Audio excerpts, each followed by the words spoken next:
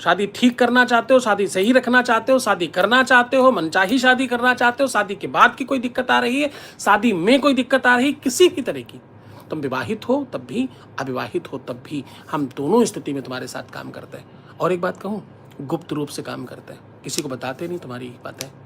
तुम्हारी बातें सिर्फ तुम तक रहती हैं, या तो तुम जानते हो और या तो वो जानते हैं जिससे तुम बात कर रहे हो, बस तीसरा कोई नहीं जानता। पूरी गुप्त तरीके से तुम्हारा सॉल्यूशन, तुम्हारा समाधान यहाँ किया जाता है। आपको एक बर्तन लेना है, एक पात्र लेना है।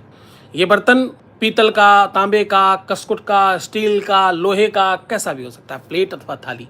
इसमें शहद लगा लीजिए। शहद लगाने के बाद इसमें खूब अच्छे से हल्दी डाल दीजिए और ऐसे ऐसे हिलाइए, पलट दीजिए। जितनी हल्दी अंदर लग जाए उतनी छोड़िए, बाकी सब अलग रख लीजिए। अब जो अंदर हल्दी लग गई है वो इस तरह लग गई कि आप इस पर कुछ भी लिख सकते हो। तो ऊपर आपको स्पेशल मंत्र बता रहा हूं, जो पहले लोग सुन चुके हैं उनके लिए अलग है, ये अलग है। ऊपर की तरफ आपको लिखना है ममत्वम ममत्वम ममत्वम भवामी। क्या?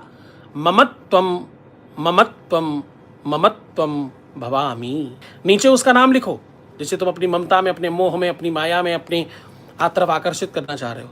और उसके नीचे अपनी भाषा में, अपनी तरीके से लिखो कि तुम क्या चाहते हो। पर हिंदी इंग्लिश में मत लिखना, जो भाषा तुम्हें नहीं आती उस भाषा में लिखने की कोशिश करना, पर गलत होगी तो भी चलेगा। मेरी बात बहुत गौर से सुनना। जैसे मुझे जापानी लिखनी नहीं आती, पर मैं कोशिश करूं जापानी लिखने की, तो मैं कुछ भी ऐसे ऐसे ऐसे गोल गाल ऐसे ऐसे कुछ बनाऊंगा। तो बस वैसे ही सोचूंगा वही कि मैं क्या लिख रहा हूं, लिखूंगा उस तरह कि मैं जापानी लिख रहा हूं। यानी मेरे अलावा कोई नहीं समझ पाएगा कि मैंने क्या लिखा है। सब लिखने के बाद इसे पलट कर ढक दीजिए, ऊपर से लाल कपड़े से ढक दीजिए। रात भर रखा रहने दीजिए, सवेरे देखिए। अगर थोड़ा बहुत कुछ मिटा है, गड़बड़ हुआ है, तो तुम समझना कृपा शुरू हो गई, भगवान की अनुकंपा, भगवान ने तुम्हारी बात सुन ली है।